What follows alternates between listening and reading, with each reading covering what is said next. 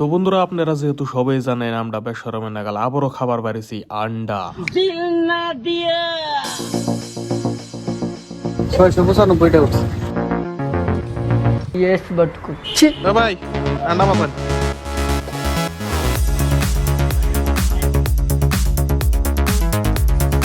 ঠিক আছে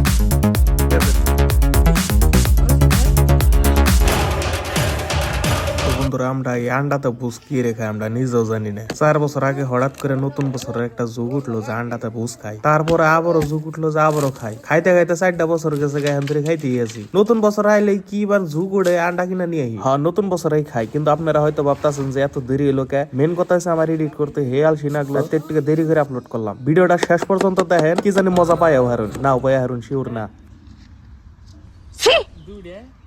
মুসলিম মাগো না এই যে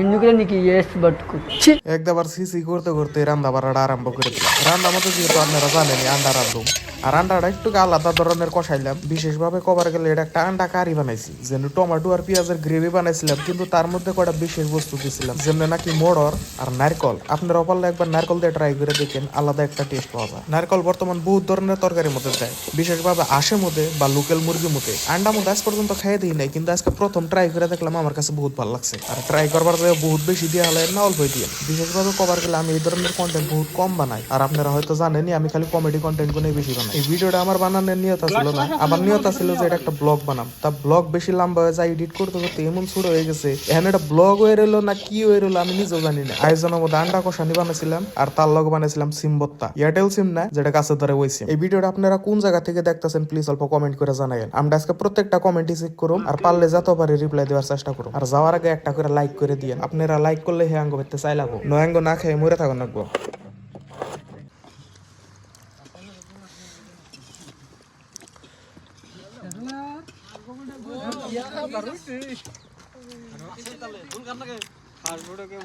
ধন্যবাদ।